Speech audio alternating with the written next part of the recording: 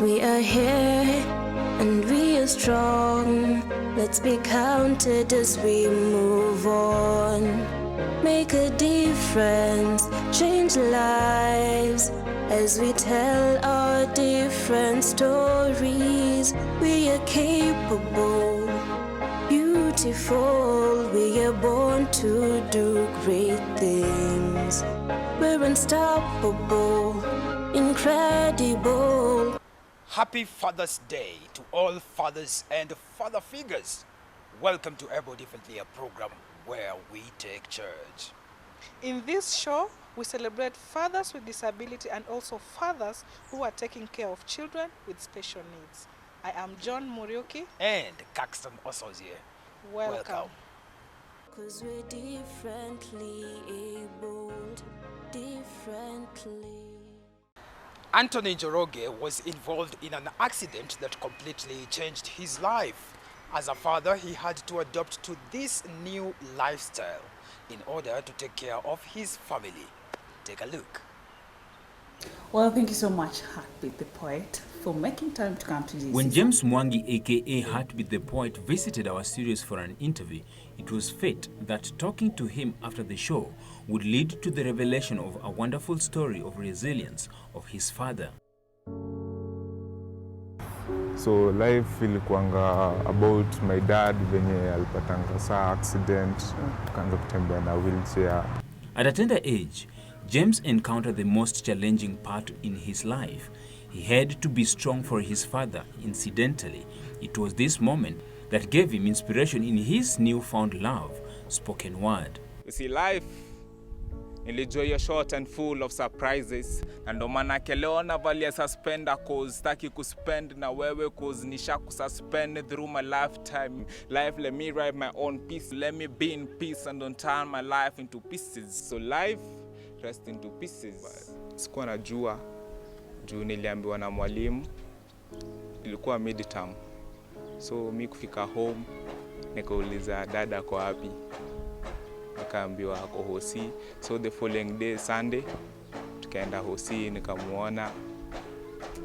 Kuna ile kisympathy yenye unakuwa nayo, wana sio kuzuri. We visited their homestead in Njiru for a chat with his dad, Anthony Njoroge, who survived a gruesome accident several years ago.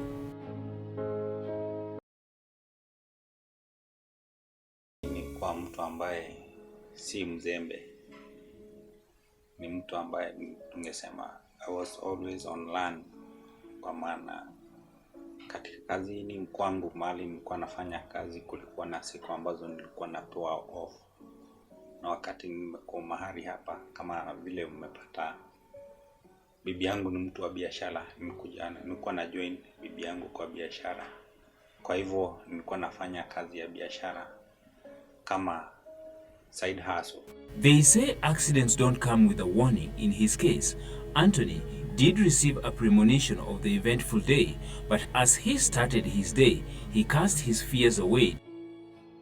Hiyo siku haikuwa siku ya kawaida kwangu, kwa maana nilikuwa nimeota nimeenda mahali nikaanguka kutoka juu na nikavunjika. Lakini si kufikiria niombe. Nilitoka tu kwenda kuangalia mahali nimeota kama ni kweli mtu anaweza shikilia. Kwa maana ni kwa gorofa kwangu, kuna vile nimejenga juu. Sasa nilienda kushika zile mawe kuona kama kweli zinaweza angusha mtu, lakini nikapata haziwezi angusha mtu. Na nikashindwa hiyo ni ndoto ya aina gani. Dadangu akaniita kwa audition yake. Nikaenda, tukasherehekea na wengine, alafu nikamwambia kwa nimeenda, nikamuaga. Lakini kwa bahati mbaya ama nzuri akanikuta kwa barabara kama nagojea gari. Na walikuwa na rafiki yake anataka kusindikisha, akaniambia badala upande gari zingine na ninapeleka rafiki yangu, panda hii gari. Alafu sasa mimi nikaingia back seat. Sasa kwa maana walikuwa wamesha occupy hizi viti za mbele, nikakaa kiti ya nyuma. Lakini si kujifunga mshipi, si kufunga belt. Tukaenda kufika mahali fulani hivi, tukapatana kwa kona, tukapatana na mtu ameovertake magari kama 4. Ilikuwa tugongane head on. Sasa ilikuwa kama second tu hivi kusema guy. Sasa vyenye alihepa kumuondokea, akagongewa side mirror. Kugongewa side mirror naye alifikiria ni kama yeye amegongwa, juu alilala na gari. Gari ikaanza kuroll katoka kwa barabara. Mimi nilidhani wamekufa, kwa maana nisikia mimi ndio nimerushwa nje na gari pia imekuja imenilalia, lakini sikukufa. Nikawaita, nikasikia hawaitiki. A new life challenge began after the fateful accident. Anthony had to face life without the possibility of ever walking again. Nikapelekwa Nairobi Hospital. After nikawekwa chuma mgongo, nikaenda kwanza, niliingia ICU, nikatoka ICU, nikaenda general ward za kawaida. After 3 weeks nikatoka, nikakuja nyumbani. Sasa maneno hapo ndio ilianza. Yuko kuja nyumbani nilijua ya kwamba nimekuwa kiwete. They say the darkest hours are just a few minutes before dawn. This was the case as Anthony started his rehabilitation at home. The difficulty he encountered through this period is what shaped his strong attitude towards life. Wakati sasa nimeparalyze, nikajua ya kwamba pati hii ya chini ilikuwa inanisaidia sana. Sasa ile pati ambayo nimebaki nayo ni mikono. Na mikono yangu wakati huo ilikuwa weak. Kwa hivyo sikuwa strong ya kuwa naweza jitransfer kutoka kwa bed kwenda kwa wheelchair. Kujigeuza singeweza juu bado niko weak. Niko new kwa disability. Iliniweka baka depression. Alafu pia miguu zilianza kuswell. Peke yake, zilikuwa kubwa sana. Sasa nikiangalia miguu zangu yenye zinafura, pia zimeanza kukua na vidonda. Ambazo vidonda zilikuwa mbaya sana. Zilikuwa vidonda ambazo zinanuka. Nilikuwa nauliza watu, ninanuka? Jamaa ananiambia wewe unuki. Lakini kiona kabisa baka hizi zinakufuata, najua kabisa unanuka. Na unanuka kabisa ile kitu yenye unasikia kuna harufu inatoka kwa hizi miguu na zimeonza kabisa. Kwa maana pia hatukuwa tunajua kuzidress. Kwa hivyo ilikuwa very challenging na depression ikanishika. Nikakonda kabisa. Nikaanza kufikiria heri ningekufa. Anthony values his health and therefore he has taken to improve his health and motor functions through exercises, which through time has made him stronger. Lazima hakikisha mguu imekanyanga chini vizuri. Kwa maana bado spasm bado hazijarelax. Lazima zirelax. Usimame zirelax. Sasa inasumbua. Unaona? Lazima irelax. Ikirelax nitasimama mzuri bila shida. Sasa saa zingine wakati nataka kusimama huwa nafanya practice kidogo ili mwili inasuia. Sasa unaona vile zinanirusha. Kama ukitazama mzuri sana kwa miguu utaona vile ina behave. Si unaona? Sio mimi nazifanya hivyo juu hazija relax. Ikirelax inaacha kufanya hivyo. Sasa ile tizi nyingine sasa ikisha relax, kuna tizi huwa mimi nafanya kusungusha kiuno hivi. Naenda round na cheza kama disco. Sasa ikisha relax sasa inaendelea pole tu hivi relax kabisa. Ikirelax hata mwenyewe nitaweza achilia hii chuma nikae mtu mwenye amesimama. His strong foundation in his marriage was one of the key pillars that strengthened his wife's resolve as she nursed him through this period. Nimepitia mengi na nimepitia mangumu, hata yeye amepitia mangumu. Sasa zingine unasikia anajirudisha, namwambia jipe moyo. Sasa ukisema hivyo na mimi nitasema nini? Kwa hivyo safari ni ngumu, lakini kaa uwezi jiamini na ujitikie, itaweza kuwa ngumu. Cha pili kenye ninafurahia sana, hao watoto walikubali hivyo ilienda juu nakumbuka mdogo last boot. Kwa nashinda akiniuliza, mami sasa hatatembea, namwambia hatatembea. Juu niliona hata nikimdanganya ni kazi ya bure. Nikaona sasa niwaambie ukweli. Sasa akiniuliza swali nawaambia ukweli. Kwambia muitikie dadi hivyo alivyo, juu ni mapenzi ya Mungu. Na akiwatuma mnafanya venye anataka. Sasa naonanga yani nikaa ni nomo, hata sionangi hiyo ni kitu sasa. Ndio hata nataka ninaachanga nimemwambia chai iko hapo, ukiamka uoge, chai iko hapo, mimi nimeenda. Siwezi kaa hapa. Na nakuta ako sawa. Kama ni kwenda pahali hakuna mtu anamfungia, anatoka na anaenda, tunaonana jioni. Yani maisha naonanga ni kawaida.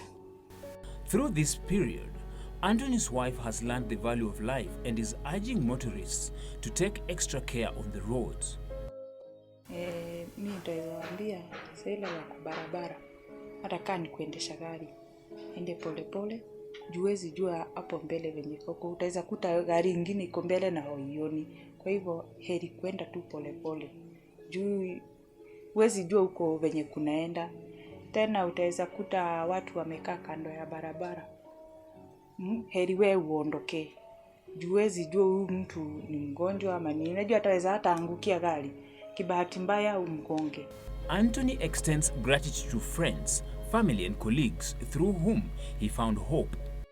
Familia wamekuwa kimbilio, wamekuwa msaada sana, kwa maana wakati niliumia wamekuwa karibu wakiniassist in everything.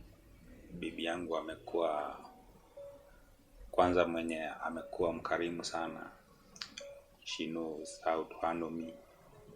Na I thank her a lot, because kukaa na mtu ambaye uko disability na her mind, lakini pia mimi nilimpea motivation, nikamwonyesha I'm strong enough na naweza endelea vizuri. Zini pari nafanya Jiolamu, watu wote walinikubali venye niko, na nikienda kila mahali kila mtu yuko willing kunisaidia. Anthony urges the government to ensure implementation of laws such as building codes, among others, to ensure accessibility to services. Sana ni pesa zikuwa na lamp. Hata kama sio lamp, ziwekwe temporary lamp. Unajua temporary lamp ni zile vitu unaweza toa. Sana nikienda pale nikiwa disabled na niko na wheelchair, yako kitu kanaweza letwa na niingie peke yangu bila kuinuliwa. Juu challenges ni kuinuliwa, watu hawajui vile watani handle. In the same breath, he urges care on assistive devices, especially when Good Samaritans offer a lending hand to persons with disabilities. Kuna wakati nimeshatembea na ile motorized electrical wheelchair. Jamaa ananisaidia ni kweli, lakini ameshika hii kitu ya kuendesha. Na hajashika kwa ubaya, ananisaidia tu, lakini ameing'oa. So na hiyo kitu si ya pesa kidogo. Ina cost kama 50k iking'olewa. In his parting shot, Anthony advised the community to change their perception when addressing matters pertaining disabilities. Taka sana society sana iache kudefine hawa jamaa wenye wanatembea na wheelchair ama jamaa ya disabled. Naona huyu hawezi. Juu mtu sana kama makampuni kadha ni kampuni sai ndogo sana zimeamua kuajiri watu ambao wako disabled. 'Cause we're differently abled, differently. We take a short break, we'll be back shortly. 'Cause we're differently abled, differently. Welcome back. James Kabindu is a father to 2 children with special needs. Here is what he has to say about bringing them up. Take a look. In many homes where there are children with special needs, the pillar is always the mother. This is one sentiment that is also shared by James Kabindu, who has 2 children with special needs, with the eldest being 17-year-old. The condition of these children have made Maviv and I change our way of living. We have had to adjust because it reached a point whereby they are dependent on us, on every aspect of their daily living. Talk about bathing or maybe changing, even toileting and all that. Even at that age of 17, we are doing most of these things for them. So we have reached a point whereby we could not be able to leave it to other people. So we are staying with them. We've given them our all. We decided for quality of life and for us to be able to understand them better and serve them better, we need to leave out everything else and focus ourselves to serving them. 3 years ago, we did visit him at his home in Githunguri, Utawala, and covered his story. It is always a joyous moment for every family when a baby is born. This was the case for George and Angel's birth. Every mother, when you are expecting those kids, you have a lot of joy inside you. But once I get George, I could not understand what was happening to George. He used to cry the whole day, the whole night. As a first mother, as a first baby, I didn't know how to handle him. However, this joy was short-lived since the parents, James and Alice, had a difficult time when their children turned 1 year old. The problem started when each was approaching year 1, and it started manifesting as normal ailments, fever, and all that. But later on, it developed to something. They lost their speech, they lost most of their achieved milestones, and with the time, you are told now they have sunk into disability. They visited the hospital regularly and according to the doctor's diagnosis. Initially, the diagnosis that was given was autism and some elements of cerebral palsy. At National Council for Persons with Disability, they were registered as autistic, but both with physical disabilities, because that time they could not even be able to walk. They had no speech and all that. It was until much later that they realized that their children had phenylketonuria, also known as PKU. Late last year, we were able to take them to India. After numerous tests and scans, there is one test that was done, a blood test, that yielded the answer to what we've been craving for. And we came to know that our children have PKU, or a condition called phenylketonuria. It's a genetic and metabolic condition that comes about as a result of one's body's inability to metabolize an amino acid called phenylalanine. George is now 13 years, while Angel is 8 years old. They have been deprived the privilege of living a life similar to their peers because of the challenges they face. And up to now, they cannot do even their basic needs like toileting themselves, feeding them is also a challenge. So you see that you don't live your own life, you sacrifice your life and you give to these kids. Both of them cannot even feed themselves, clothe themselves and all that, or even bath themselves. It's a problem that is that can be tamed if we knew it by its name right at the time they were born. If we knew by that time, our kids would be quite okay, quote unquote normal. There would be normal schools, playing with other kids, maybe Angel would be singing with other girls. Bringing up 2 children with special needs has not been a walk in the park for the parents, given that they have 2 other young ones who need their attention too. every PKU patient is now supposed to have something we call the PKU formula. This is a must. If you want to tame PKU properly, you have to adhere to this medical food. And you can imagine now it is not here in Kenya. Like in our case, we are finding it very rough to import from United States. So every time I see the tin is almost finished, that is one thing that puts on my jaw, that carries on my jaw. They have to sacrifice a lot in their lives, including what could put food on their table. When even the house helps started avoiding our home, she sacrificed her job, started being with the children full time. Later, I also sacrificed everything, including social life, so that we can concentrate on these children. The society does not understand you.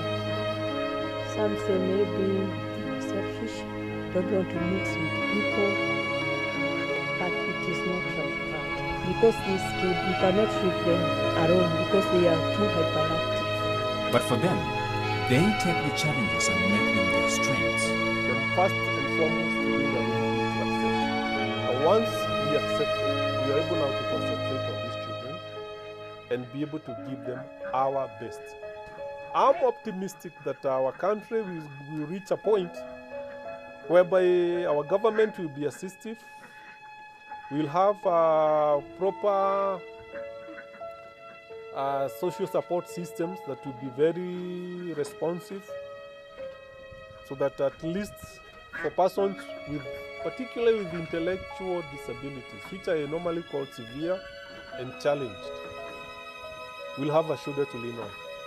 James has also started an awareness campaign to educate people on the little-known cases of PKU, which he believes is so much with us in the society, but difficult to be detected because it is confused with autism and cerebral palsy. Introduction of neonatal screening by the government, like is happening with polio, is going to be, what, according to my experience, a game changer in our medical field in Kenya.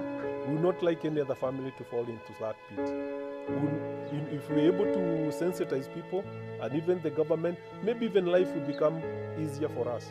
They are parting shots. What I can tell every parent with kids with disability is that you just embrace this kid. The only thing that these kids need is love. I would advise a special parent to stay with such a child at home, and maybe if you are to take him to school, take him to a day school and you stay with them. It may be difficult, but for you as a parent, you are supposed to be up to that task.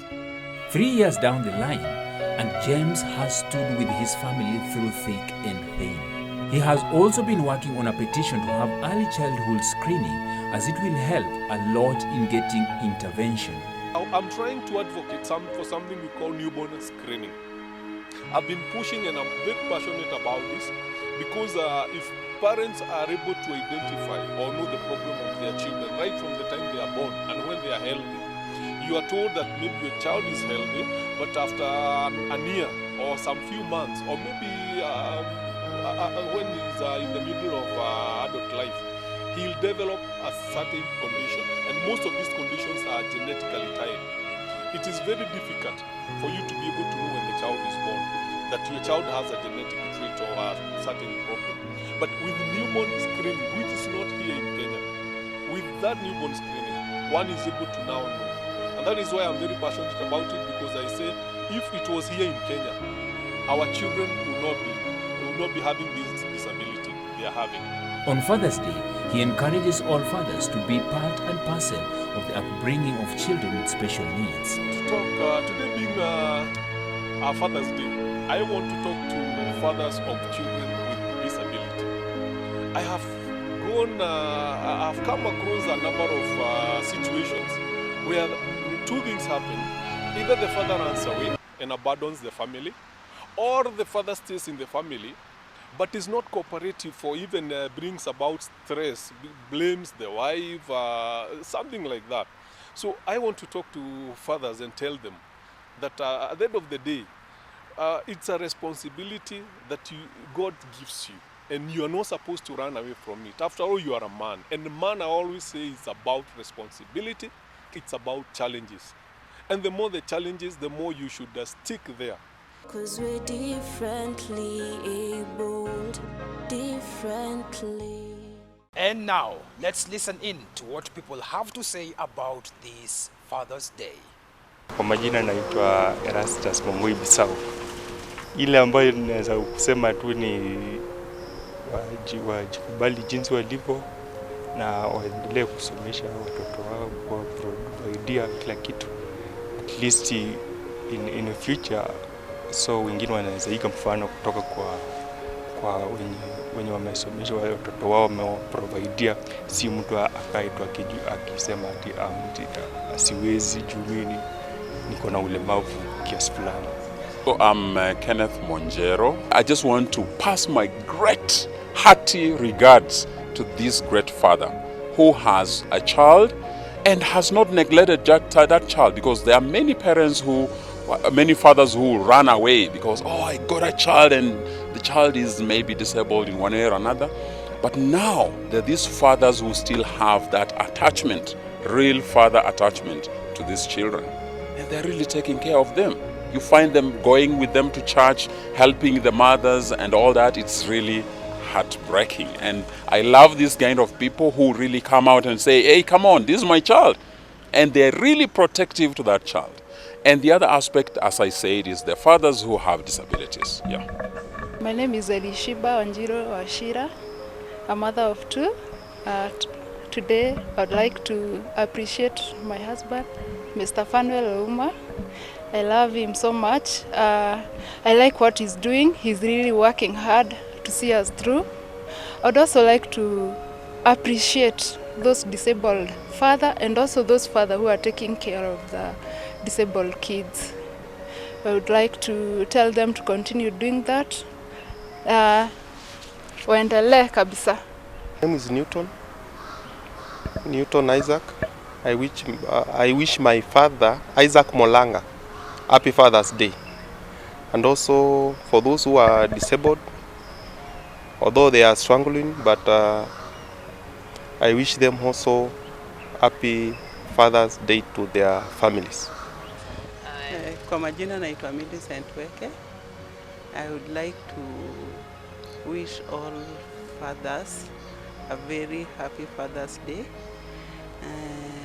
And more so, I would like to appreciate those fathers with disabilities who are raising their children. They make ends meet.